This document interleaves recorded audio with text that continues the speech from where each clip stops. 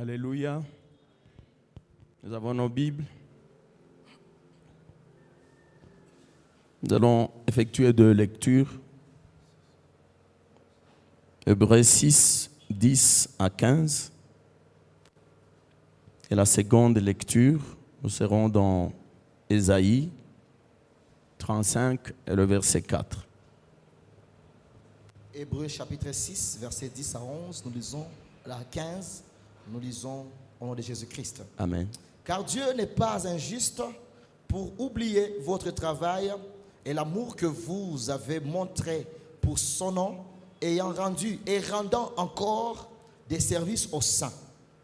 Nous désirons que chacun de vous montre le même zèle pour conserver jusqu'à la fin une pleine assurance, et en sorte que vous ne vous relâchiez point et que vous imitiez ceux qui, par la foi et la persévérance, héritent des promesses.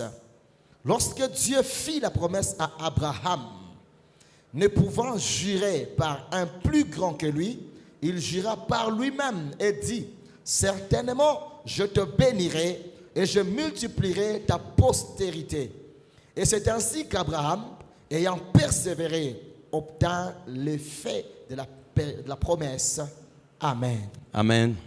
Ésaïe 35, Verset 4. et le verset 4, nous lisons au nom de Jésus. Amen. Il est écrit: dites à ceux qui ont le cœur troublé, prenez courage, ne craignez point. Voici votre Dieu, la vengeance viendra. La rétribution de Dieu, il viendra lui-même et vous sauvera. Amen. Amen. Nous acclamons très fort pour la parole de Dieu.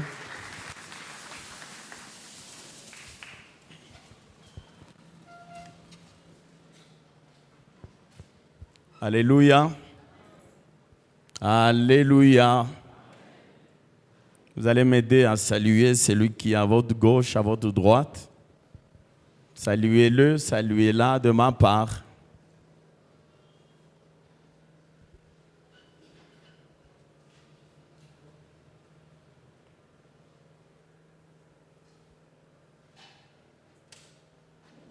Que Dieu soit loué.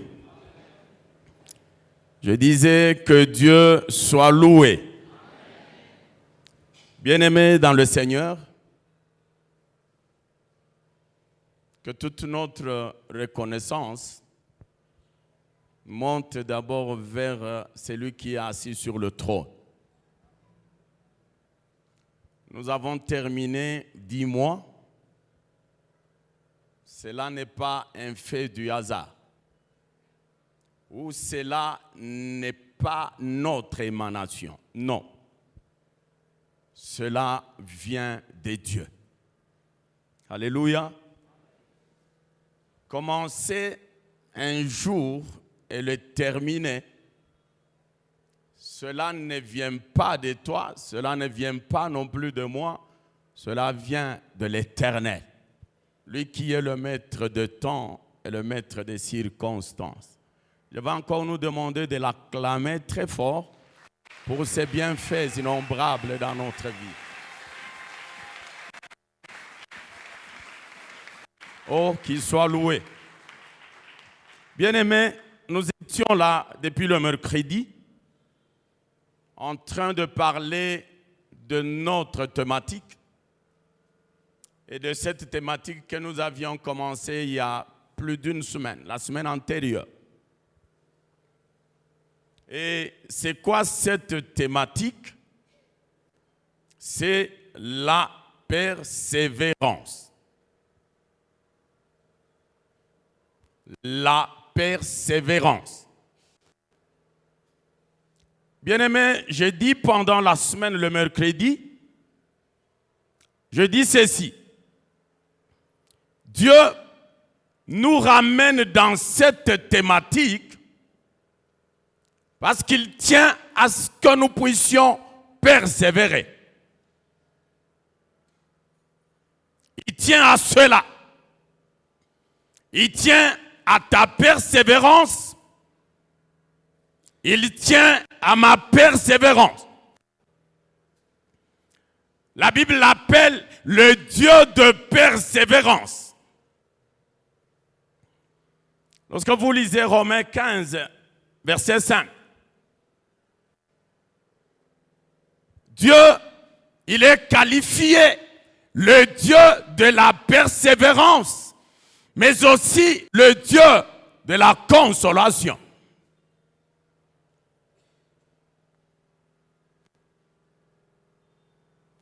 Et bien-aimés dans le Seigneur, nous avons abordé un volet de cette thématique. Et c'est pour cela que nous nous étions appesantis sur le volet travail. Le volet travail. Ça veut dire la persévérance dans le travail. Le volet service. La persévérance dans le service. Ou le volet œuvre. Les œuvres. La persévérance dans les œuvres. Romains 2, verset 7. La Bible dit ceci. Réservant la vie éternelle à ceux qui, par la persévérance, cherchent l'honneur. Par la persévérance, ils cherchent la gloire. Et par la persévérance, ils cherchent l'immortalité.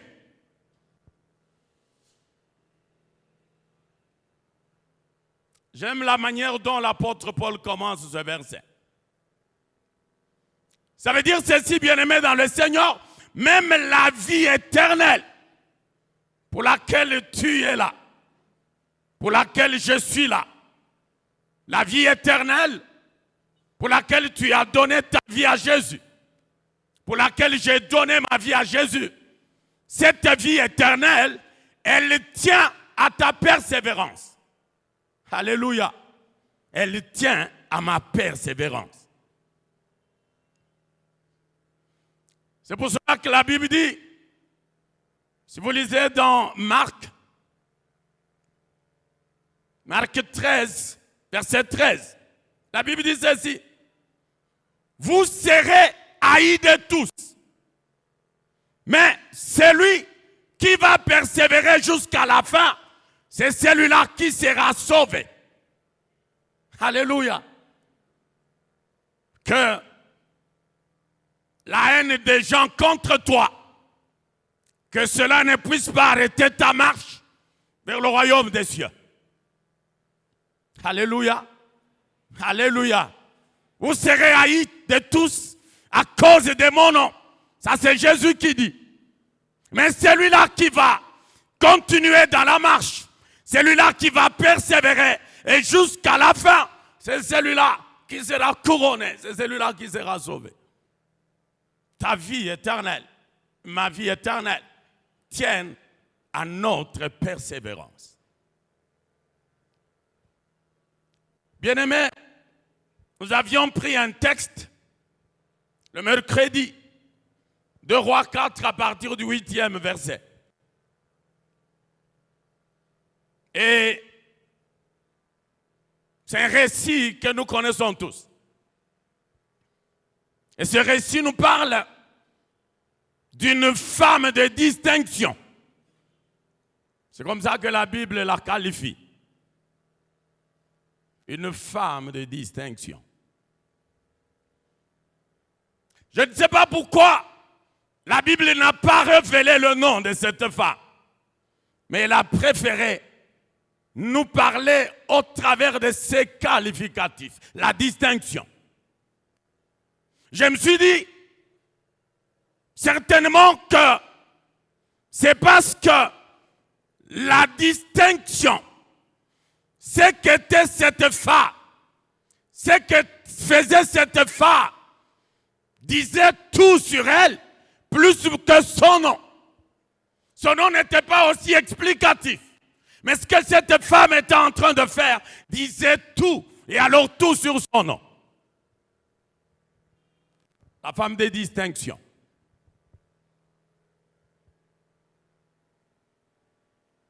La Bible dit cette femme, elle vivait dans une ville appelée Sunem.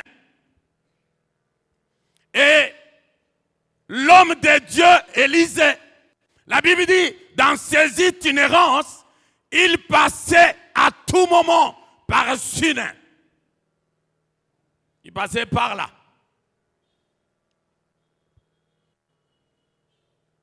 Et la première fois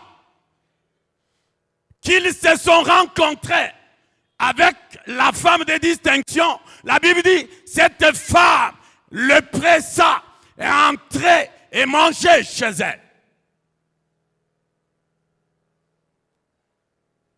La femme rencontre l'homme de Dieu. L'homme de Dieu, pourriez-vous venir chez moi?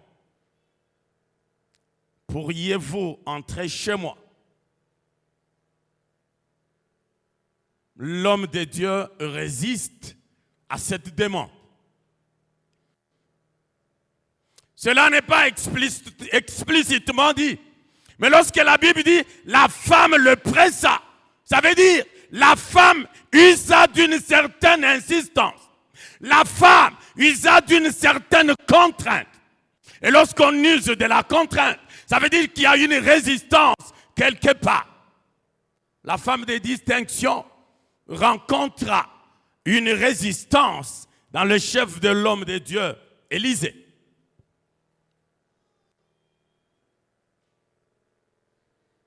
Mais bien-aimé dans le Seigneur, cette femme ne s'est pas laissée faire au premier refus.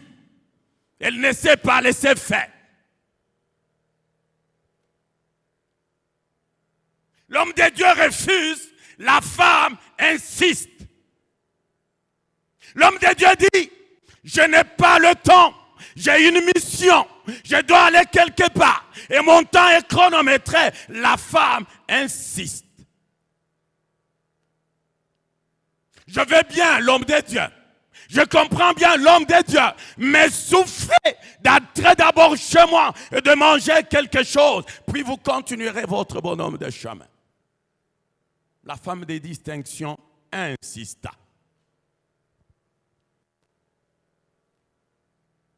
Bien-aimés dans le Seigneur, j'ai dit pendant la semaine que les choses de Dieu s'arrachent. Alléluia. Les bénédictions de Dieu s'arrachent. C'est bien beau que vous ayez eu des promesses. Dieu vous a dit ceci ou cela. Il vous a promis, vous serez ceci, vous serez cela. Mais ces choses, si vous ne vous levez pas et que vous ne persévérez pas, vous les saluerez de loin.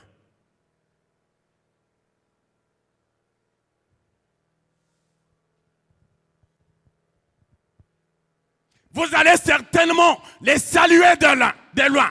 Et Dieu sera en train de vous montrer ce que vous devriez être. Il vous montre la stature que vous devriez avoir. Il vous montre les biens que vous devriez avoir. Mais vous les voyez de loin. Pourquoi? Parce que vous ne vous êtes pas levé pour aller à la rencontre de toutes ces promesses. Alléluia. Alléluia. La Bible dit la femme de distinction, elle insista.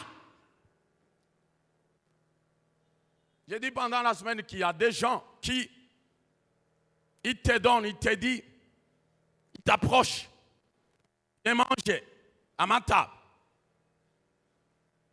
Et il y a une autre voix en lui qui dit, s'il peut même refuser, c'est akatalata. Non, bien-aimé dans le Seigneur, les choses de Dieu, je le répète, s'arrachent.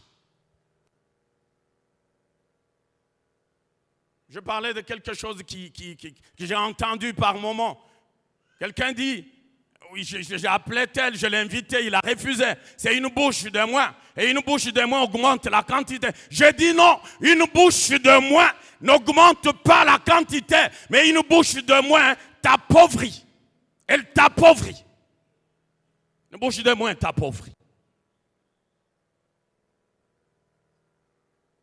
La femme de distinction, elle parvient à arracher l'accord de l'homme de Dieu, Élisée.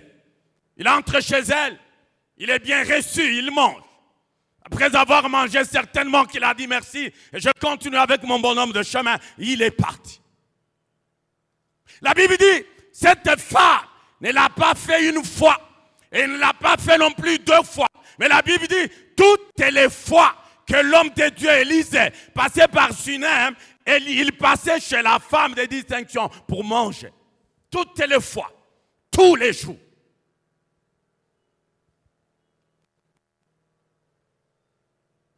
J'ai parlé de l'hospitalité. J'ai parlé de la générosité.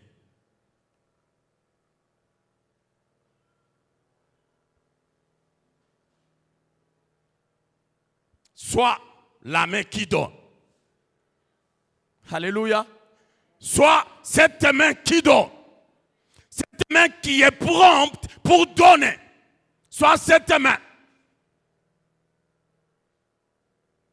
Ne sois pas quelqu'un, tu te renfermes sur toi-même.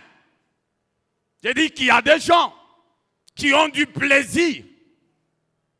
Ils ont le plaisir. Si vous allez là où ils jettent, au niveau de leur poubelle, vous allez trouver que c'est plein de foufou. C'est plein de viande. Et lorsque vous lui demandez, mais comment? Chez nous, on ne mange pas un condiment 2 fois. Ça veut dire que nous préparons, nous mangeons. Tout ce qui reste, nous allons donner aux poubelles. Au lieu de donner aux gens, vous donnez aux poubelles. Il y a des gens comme ça. Alléluia.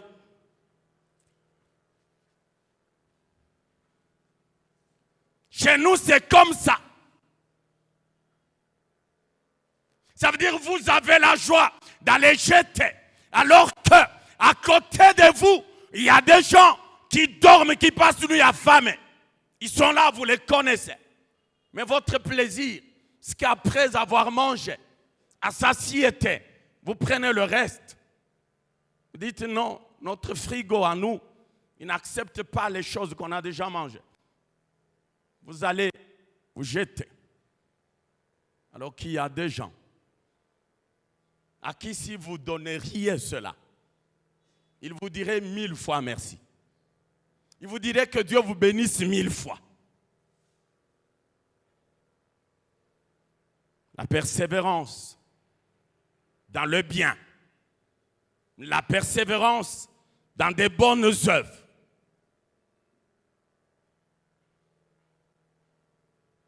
Ne donne pas seulement une fois. Donne 2 fois. Donne 3 fois. Donne 4 fois. Donne 5 fois. Ne dis pas, non, Anaouzinaï. Hier, il était là, je donnais. Et aujourd'hui, il s'amène encore. Non, bien-aimé dans le Seigneur, donne autant de fois que Dieu t'en donne la possibilité. Donne sans calcul. Donne sans modération. Donne. La Bible ne dit-elle pas donner, il vous sera donné. Toi, donne seulement. Alléluia. Il y a beaucoup de secrets dans ce geste de libéralité. Beaucoup de secrets. Beaucoup de secrets. La Bible dit les autres, en exerçant l'hospitalité, ils ont eu à recevoir des anges sans le savoir.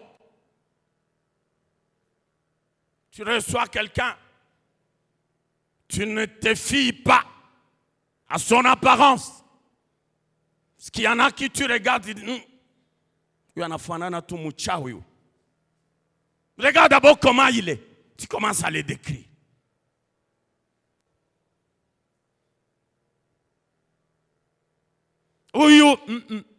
Son état d'esprit.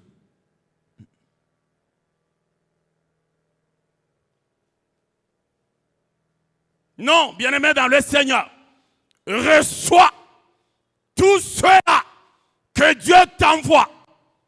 Dieu te les envoie avec objectif, comme il a envoyé l'homme de Dieu pour être nourri par la veuve de Sarepta. Il y avait, je dis, certainement qu'il y avait des gens nantis dans cette vie. Mais Dieu dit, vas-y, je préparais quelqu'un. Je préparais une veuve qui va te prendre en charge, qui va te nourrir. Une veuve, c'est quelqu'un qui n'a pas de mari. Quelqu'un qui n'a pas de ressources, qui n'a pas de revenus. Parce que pour la plupart, ce sont des hommes qui sont des sources de revenus pour leur famille, pour leurs épouses. Mais Dieu dit, toi tu vas chez la veuve. Lorsque Dieu t'envoie quelqu'un, ça veut dire qu'il y a quelque chose que Dieu veut accomplir en ta faveur. Comme il l'a fait pour la veuve de Sarepta. Comme si cela ne suffisait pas. La femme de distinction dit à son mari, mon mari, cet homme qui passe par chez nous à tout moment, cet homme que nous recevons, c'est un saint homme de Dieu. Et parce que c'est un saint homme de Dieu, est-ce que nous pouvons lui ériger une chambre haute ici chez nous? J'ai dit, cette femme de distinction avait un bon mari. C'était nous de ce siècle, avec les connaissances que nous avons, avec les analyses que nous sommes en mesure de faire sur des situations, avec des jugements que nous sommes en mesure de mettre sur des situations, avec des conclusions que nous pouvons tirer sur des situations, nous allions dire, comment expliquer?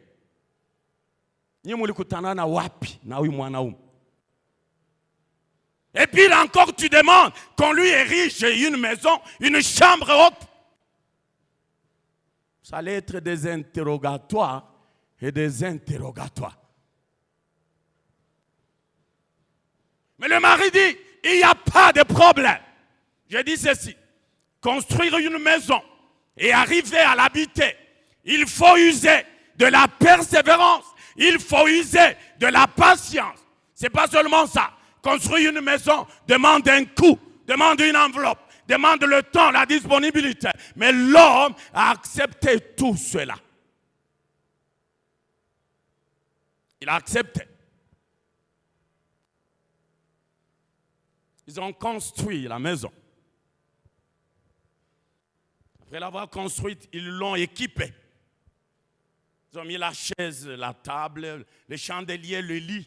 Et tout ce qu'il faut pour rendre une maison viable. Et l'homme de Dieu, Élisée, il vit tout cet empressement.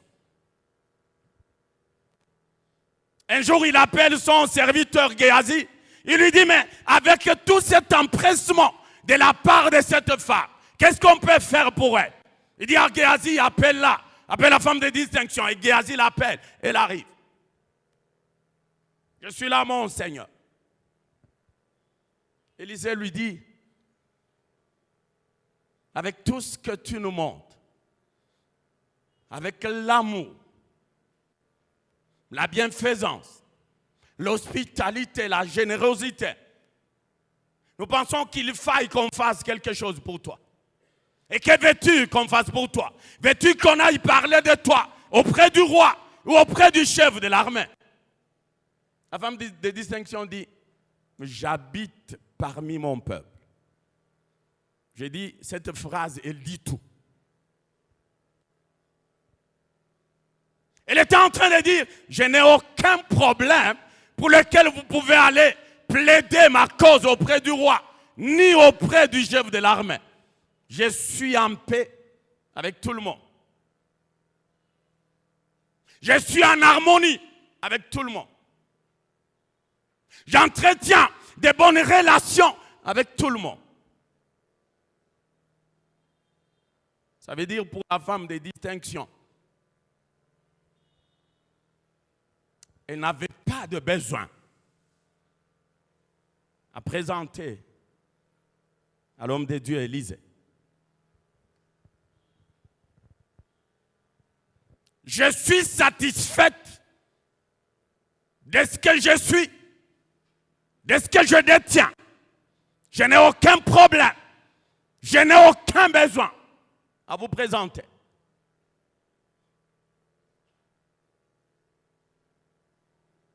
Voilà la réponse de la femme de distinction.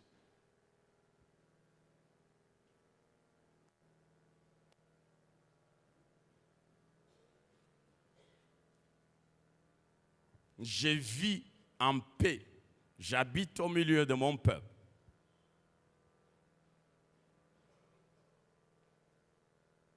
C'est comme toi, bien-aimé dans le Seigneur. Peut-être que Dieu t'a béni, tu es là. Dieu t'a donné tout ce dont tu as besoin. Il t'a tout donné de manière à permettre que tu passes, que tu mènes une vie heureuse, une vie stable, une vie permanente. Peut-être que c'est ça ta situation. Et ce matin, tu peux dire à Jésus, je suis bien. J'habite au milieu de mon peuple. Je n'ai pas de besoin. Je n'ai pas de requête. Je n'ai pas d'intention.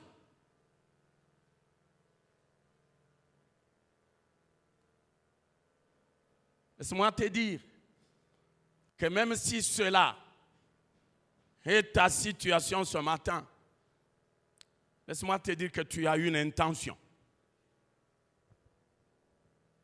Alléluia. Laisse-moi te dire, bien-aimé dans le Seigneur, que tu as un vœu, tu as une requête ce matin. Et c'est quoi cette requête? C'est la vie éternelle.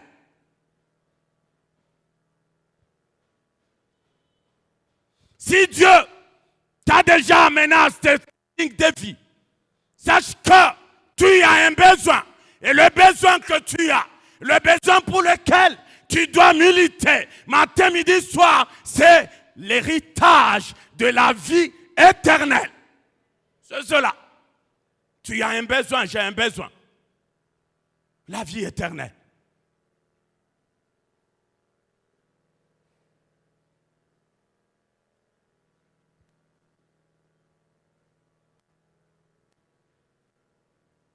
Pierre, un jour il s'approche de Jésus.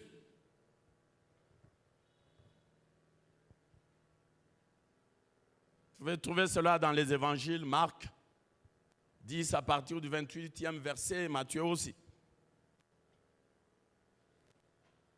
Il dit, Maître, voici, nous avons tout quitté et nous sommes à ta suite.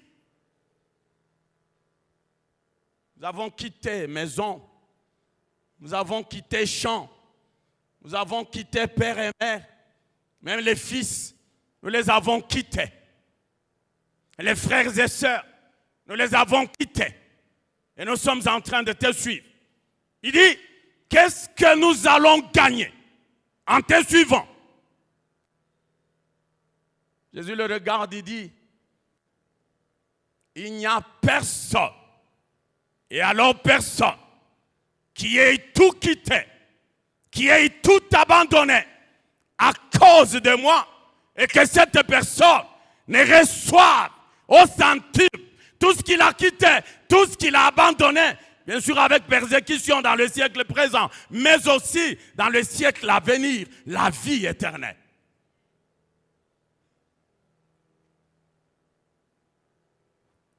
Tu as une requête. Et ta requête, c'est que tu arrives un jour à hériter la vie éternelle. La Bible dit, c'est la vie éternelle. Ce n'est pas une vie circonscrite dans les limites de temps. Non. Ce n'est pas une vie éphémère. Tu la commences aujourd'hui. Arriver quelque part, elle se termine. Non. La Bible dit, c'est la vie éternelle. C'est-à-dire vivre éternellement.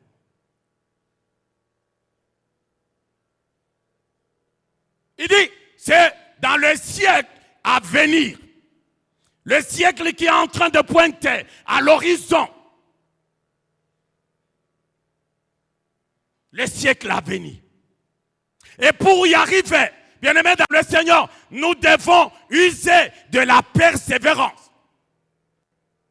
Arriver à voir ce siècle et tout ce qu'il renferme pour nous, nous devons user de la persévérance. Alléluia. Alléluia. Ta persévérance, ma persévérance.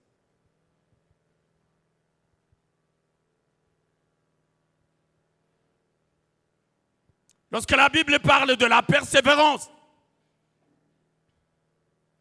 elle est en train de faire allusion,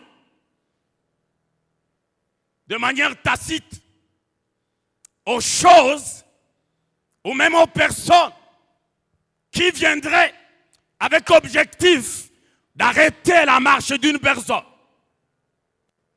d'arrêter le zèle d'une personne, d'arrêter l'engouement d'une personne, d'arrêter l'empressement d'une personne. Il y a des gens, agents du diable. J'ai dit que cela ne t'étonne pas. Que tu viennes à l'église, que tu sois zélé dans le service, que tu sois zélé dans les offrandes, les dîmes, les actions de grâce. Ne sois pas étonné que quelqu'un que tu as trouvé dans l'église vienne auprès de toi pour te décourager. Ne sois pas étonné.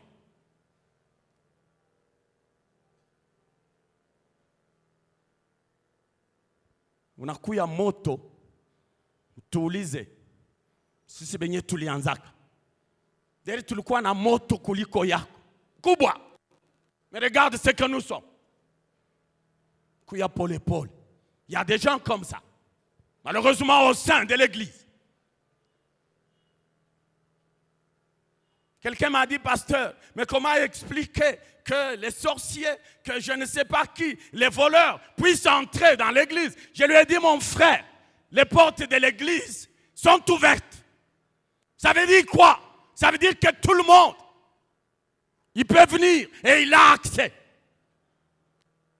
On ne peut refuser à personne, à quiconque d'entrer, comme les portes sont ouvertes là. Tu ne vas pas dire, non, toi tu viens, toi tu ne peux pas entrer, non. Les portes sont ouvertes pour que les gens entrent. Mais pourquoi les gens entreraient? Les gens entreraient afin de sauver leur vie. Et non afin de rester les mêmes personnes. Non. Malheureusement, 5, 10 ans, 20 ans, dans l'église, mais c'est la même personne. Comme l'homme de Dieu Patrick le dit souvent, Rabbi ne change pas. La même personne. Avec le cœur rempli de haine, la même personne. Ça veut dire lorsque la parole tombe, c'est comme sur le dos du canard. Le disait souvent notre papa apôtre Chichi. C'est comme l'eau qu'on a jetée sur le dos du canard. Sans effet. Sans effet. L'eau, on déverse de l'eau, l'eau tombe. Les canards restent le même. Malheureusement, dans l'église de Dieu, il y a des gens comme ça. Des inspecteurs. On a Toaville, tu vas t'appauvrir. Fais attention. Tu vas t'appauvrir. Tu vas appauvrir ta maison. Le pasteur va bouffer. Il va s'acheter des vestes. Il va apparaître. Toi, tu vas t'appauvrir. Il y a des gens comme ça dans l'église. Alléluia. Alléluia. Persévère dans le bien.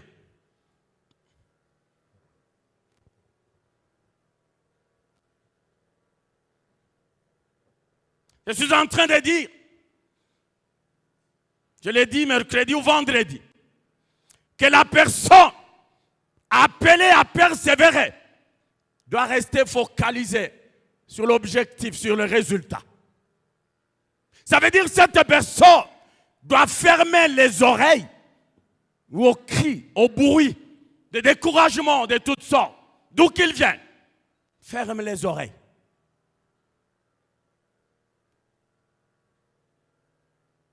Ferme les oreilles.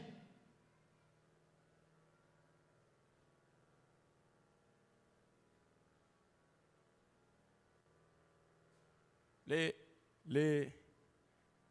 sont les conseils mal donnés. Les juristes parlent de l'ordre mal donné.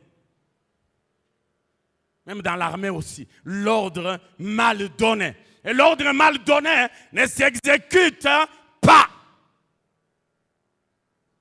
Tu refuses, tu n'as pas péché. Pourquoi? C'est un mauvais ordre. C'est un ordre mal donné que tu n'es pas tenu à exécuter.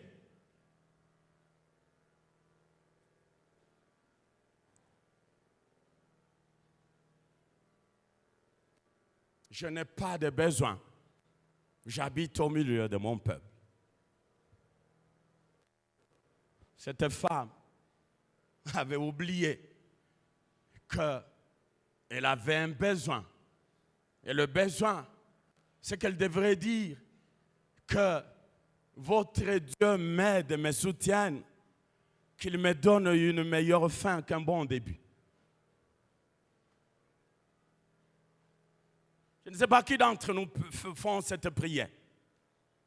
Parce que lorsque nous venons le mercredi, je vois chacun qui... Je suis un peu curieux. Qui, dans ses prières, dit à Dieu de lui donner une meilleure fin que lorsqu'il a commencé avec lui?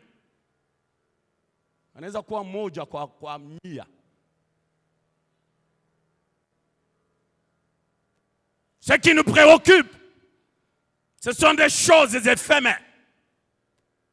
Donnez-moi une maison, mais la maison va rester. Donnez-moi une voiture de luxe, que je roule aussi carrosse, mais la voiture, tu peux même demain la cogner. Si tu ne la connais pas, tu vas partir, elle va rester. Donne-moi, donne-moi. Pourquoi empressons-nous pour demander des choses éphémères? Pourquoi notre attention est détournée de ce qui est primordial, ce qui est important, ce qui est principal? Pourquoi? On n'est pas en train de voir plus loin que son nez.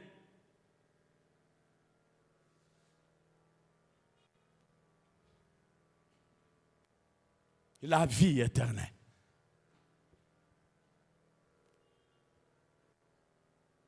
Bien aimé, nous avions dit ceci. Nous avions parlé de quelques éléments qui vont avec la persévérance. Nous avions parlé de la détermination. Nous avions parlé du courage. Nous avions parlé de la foi et bien d'autres éléments. Ça veut dire quelqu'un qui persévère. C'est quelqu'un qui doit être courageux. Un persévérant, ce n'est pas cet homme ou cette femme qui baisse les bras devant l'obstacle. Non. Un persévérant fait tout, cherche tout pour contourner l'obstacle. Il faut parce que nous avions parlé de ce paralytique que 4 personnes avaient amené là où était Jésus. La foule était pleine. Il n'y avait pas d'espace. Ils arrivent. Ils ont l'intention de voir Jésus afin que Jésus guérisse leurs malades. Il n'y a pas d'accès. Ils disent quoi? Nous allons monter sur la toiture. Nous allons détruire la toiture parce que notre objectif doit être atteint. Ils sont montés. J'ai dit, ils n'étaient pas venus avec l'échelle parce qu'ils pensaient aborder Jésus avec toute facilité. Ils n'étaient pas venus avec les marteaux, avec les clous et que sais-je encore. Mais lorsqu'ils sont arrivés sur place, la situation qu'ils ont trouvée leur a imposé de monter des stratégies, de contourner l'obstacle. Ils ont amené les échelles, ils sont montés. Ils ont commencé à couper la maison d'autrui. Ils ont fermé les oreilles. Aucun dira-t-on. Mais qu'est-ce que le propriétaire de la maison ne va-t-il pas nous amener à la police pour destruction méchante? Non. Notre objectif, c'est que nous puissions aborder Jésus afin qu'il guérisse notre malade. Ils ont détruit. Jésus était là. Il a vu un lit descendre. Jusque là où était Jésus. Voilà l'attitude d'un persévérant. Ne baisse pas les bras devant le moindre obstacle. Tu entreprends. La première des choses, c'est un obstacle. Tu dis, ah, et d'ailleurs j'avais reçu des amis qui m'avaient dit, cette entreprise à Outaïoueza, moi j'étais là, tel était là. Comme tu nous vois là, nous sommes des témoins oculaires. Nous étions dans ça, nous avions abordé ça, mais ça n'avait pas marché. Et toi aussi, ne te trompe pas, ça ne va pas marcher. Non. Dis-lui, ça va marcher. Alléluia. Si vous avez échoué, chez moi, ça va marcher. Ça va marcher. Pourquoi? Parce que je ne suis pas seul. Je suis avec le Très-Haut. Je suis avec le maître de tout, le créateur de tout. Je ne suis pas seul, tel que vous me voyez ici. Je ne suis pas seul. Ne te laisse pas décourager. Nous avions utilisé un terme la semaine, prendre le risque. Ça veut dire, tu veux t'injecter dans une affaire qui est incertaine. C'est tellement incertain. Mais tu es obligé d'y injecter des masses et des masses d'argent. Qu'est-ce que tu vas récolter là devant? Tu ne sais pas, c'est flou. Mais tu prends le risque. Tu dis, j'injecte cet argent dans cette affaire. Tu y vas, tu prends le risque. Nous avions parlé de 4 lépreux. Alors qu'il y avait la famine à Samarie. Un lépreux, c'est quelqu'un qu'on met en quarantaine.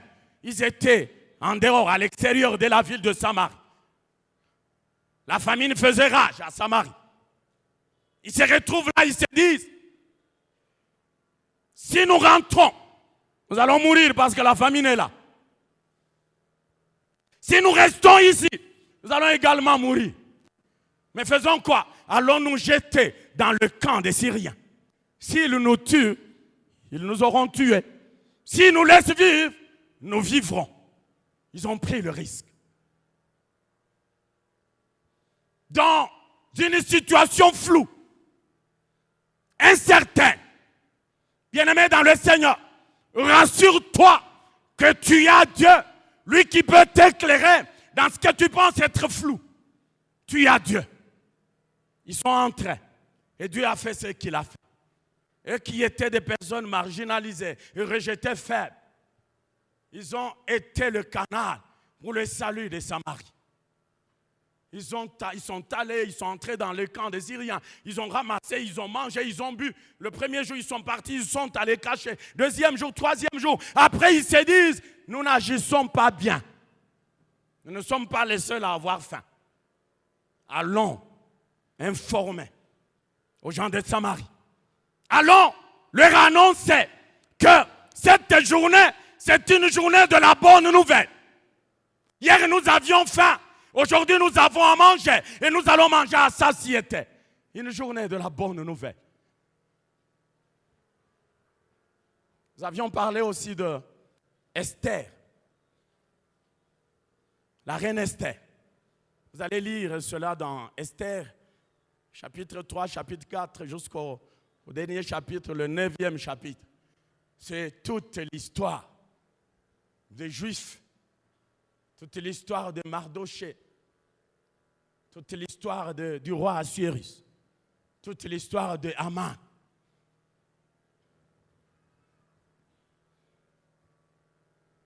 Ils étaient là éparpillés dans toutes les 127 provinces du royaume du roi Assuérus, qui est parti de l'Inde en Éthiopie. Les Juifs étaient là éparpillés. La Bible dit à un certain moment, le roi Assuérus éleva Haman au-dessus. Il plaça son siège au-dessus des sièges de tous ses serviteurs, tous ses collaborateurs. Et il donne même l'ordre, il dit, devant Haman, tout celui au-devant de qui Aman sera en train de passer, il devrait descendre. Il devrait fléchir. Il devrait honorer Aman parce que c'est quelqu'un que le roi a honoré. Quelqu'un que le roi a honoré. Qui ne peut pas ne pas l'honorer. C'était ça, il passe. Il passe ici. Oui, Chimilé. Il passe là-bas. Oui, Chimilé. Mais la Bible dit, il y avait un du nom de Mardoché. Il était là. Aman passe. Les autres font des courbettes. Lui, il est là, debout. Il passe. Demain, il passe. Mardoché debout. Après-demain, il passe. Mardoché debout. Ceux qui étaient là, ils ont dit, ah, c'est monsieur, il est en train de transgresser l'ordre du roi. Ils sont allés l'accuser. Ils ont d'abord conseillé, Mardoché, est-ce que tu ne peux pas aussi t'agenouiller parce que c'est l'ordre du roi? Mardoché leur dit, je suis un juif. C'était une réponse qui disait tout. Pour les juifs, on ne peut s'agenouiller que devant le roi des rois, le Seigneur des seigneurs. Pas devant un homme qui demain il va mourir, on va l'enterrer. On ne peut s'agenouiller, l'on ne peut se prosterner, l'on ne peut adorer que le Dieu fort, le créateur des cieux et de la terre. C'est ça un juif. Il dit, je suis juif. C'était suffisant pour qu'ils aient toutes ces explications. Ça veut dire, il était en train de vanter son identité. Il était seul parmi autant de serviteurs. Bien-aimé, sois seul, même contre tous. Mais pourvu que tu restes sur le droit chemin, pourvu que tu restes gardant, respectant, observant ton identité. Tu as une identité qui est différente de l'identité des autres. Les autres peuvent pécher, mais toi ne pêches pas. Parce que tu es chrétien. Et sois fier de dire, je suis chrétien. Sois fier de le dire. Et sois même fier de dire, je suis chrétien de Gamaliel Temple. Là, on ne nous apprend pas à pécher. Je suis chrétien. Laisse les autres se vautrer dans le péché. Laisse les autres aller dans l'impudicité. Laisse les autres s'enivrer. Mais toi, dis-leur, oh, tu ne peux pas venir avec nous, c'est un week-end. Dis-leur, je suis chrétien. Mais on peut aller tel part, non? Il y a les karaokés. Dis-leur, je suis chrétien. Je suis chrétien. Comme Mardoché. C'était son slogan. Aman, c'est qui? Que personne ne t'amène à pécher. Que personne ne t'amène à aller adorer les idoles. Que personne. Tu es unique en ton genre. Tel que tu es là. Il n'y a pas de toi. Tu es unique en ton genre. Dis-leur, je suis chrétien. Et je suis fier de l'être.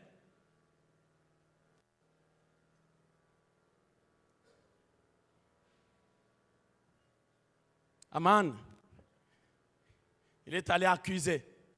Parce que même lorsqu'il est passé, les autres ont accusé Mardoché chez Aman. Et lorsqu'il est passé, comme pour tester, il est passé, Mardoché. Aman s'est dit, je ne peux pas mettre la main sur un seul individu. Je vais mettre la main sur toute la race des Juifs, sur tous les Juifs. Il est parti l'accuser chez le roi Assuérus.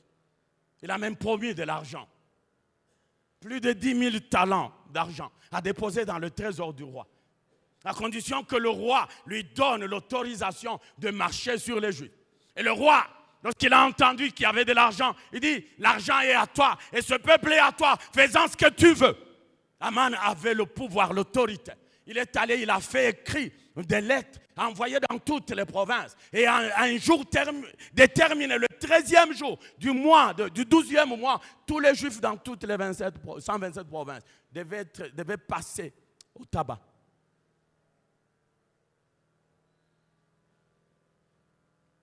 Ils devaient passer au trépas. On allait couper leur tête. Mardoché a pris. Il a déchiré ses vêtements. Il a porté le sac, il s'est couvert du sang. Il a envoyé le message à la reine Esther.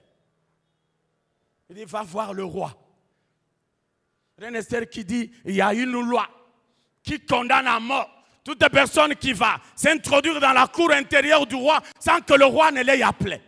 Mardochée lui dit, vas-y. Qui sait si c'est pour de pareilles circonstances que Dieu t'a amené à la royauté. Esther dit, Mardochée rassemble tous les Juifs qui sont dans la capitale sud. Et moi aussi avec mes servants, nous allons observer un jeûne de 3 jours sans manger ni boire.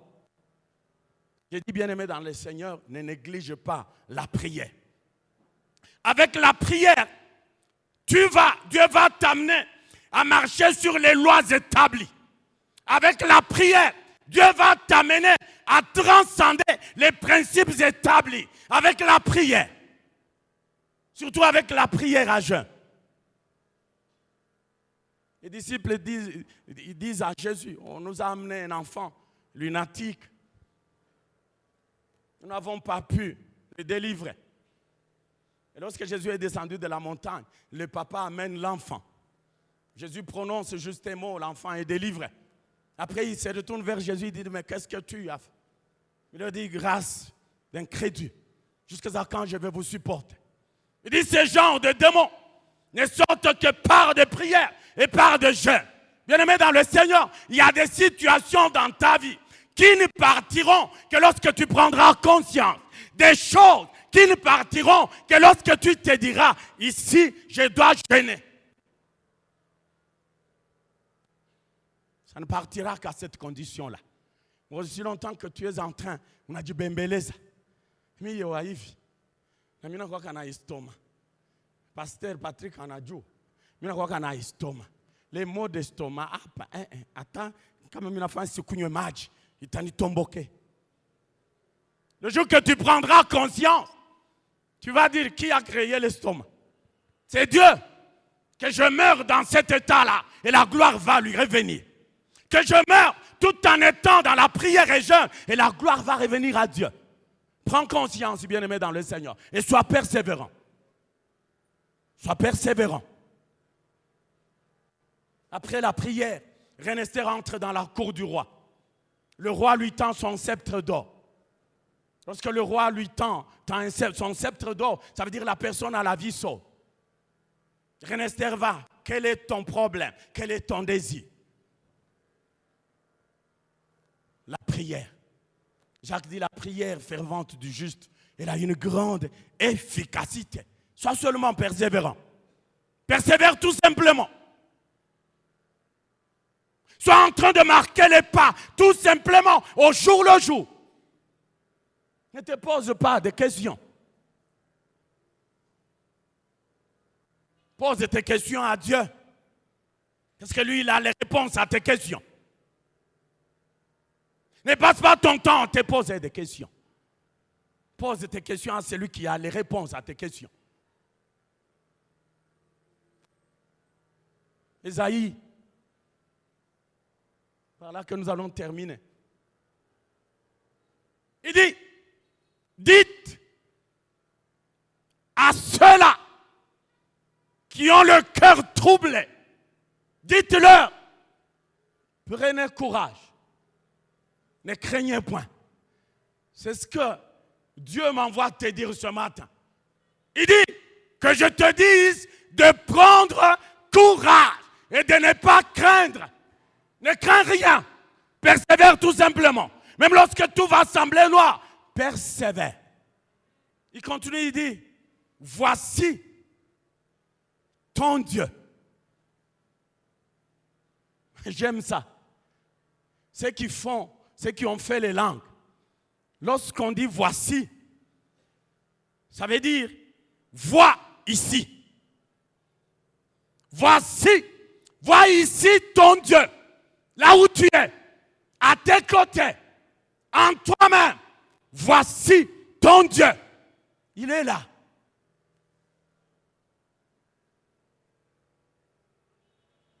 Ils opposent à voilà. Donc il est là. Non, ton Dieu en qui tu as cru, il est là. Le voici. la proximité, le rapprochement, le Dieu en qui tu as cru, il n'est pas loin. Il est avec toi. Que tu en sois rassuré ce matin. Il n'est pas à des milliers de kilomètres. Il est à côté de toi. Il est même assis là où tu es assis. Il est là. C'est pour cela qu'il est en train de te dire, ne crains point, prends courage. La vengeance de Dieu contre tout ce qui te trouble, contre les maladies, contre la stérilité, contre le chômage, contre la pauvreté. La Bible dit, la vengeance de Dieu, elle viendra. Dieu viendra te venger de tout ce qui t'a troublé pendant des années, de tout ce qui t'a fait manquer de paix pendant des années. Dieu, il vient te venger de ces choses. Prends courage. Ne crains point. C'est par là que je termine. Que Dieu bénisse sa parole. Que Dieu te bénisse.